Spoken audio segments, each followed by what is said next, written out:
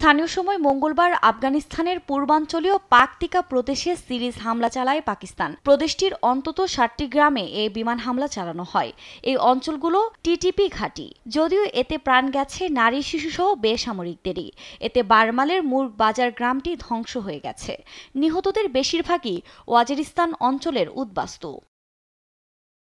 এই হামলার দায় এখনও ইসলামাবাদ স্বীকার না করলেও পাকিস্তানের গণমাধ্যম ডন জানায়, সীমান্তবর্তী পাকতিকা প্রদেশের বার্নাল জেলার মুগদা ও লামান এলাকায় পাকিস্তান তেহরিকে তালেবান টিটিপির অবস্থান লক্ষ্য করে ঘাঁটিতে এই হামলা চালানো হয়েছে।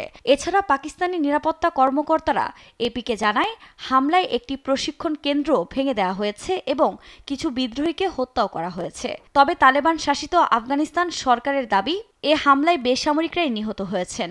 এছাড়া এ ঘটনার তীব্র নিন্দা জানিয়ে দাঁত ভাঙা জবাবের হুঁশিয়ারি দিয়েছে তারা।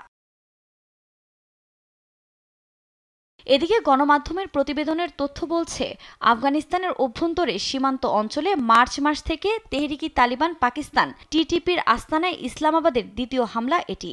শাহবাজ সরকার বরাবরই দাবি করে, পাকিস্তানে হামলা চালানোর জন্য টিটিপি আফগান মাটি ব্যবহার করে। এমনকি অঞ্চলটিতে এখনও তালেবানের ৩৫,০০০-এর বেশি সদস্য রয়েছে, যদিও বরাবরই তা অস্বীকার করেছে কাবুল। ১ বছরের বিরতির পর আফগানিস্তানের সঙ্গে কূটনৈতিক সংলাপ শুরু করেছে পাকিস্তান। দেশটির বিশেষ প্রতিনিধি মোহাম্মদ সাদিকের নেতৃত্বে একটি কূটনৈতিক দল আফগানিস্তানের অন্তর্বর্তী স্বরাষ্ট্রমন্ত্রী সিরাজউদ্দিন হাক্কানি এবং পররাষ্ট্রমন্ত্রী আমির মুত্তাকির সঙ্গে বৈঠকের দিনই এ হামলা হলো। আফরিন মৌ, নিউজ ডেস্ক, দেশ টিভি।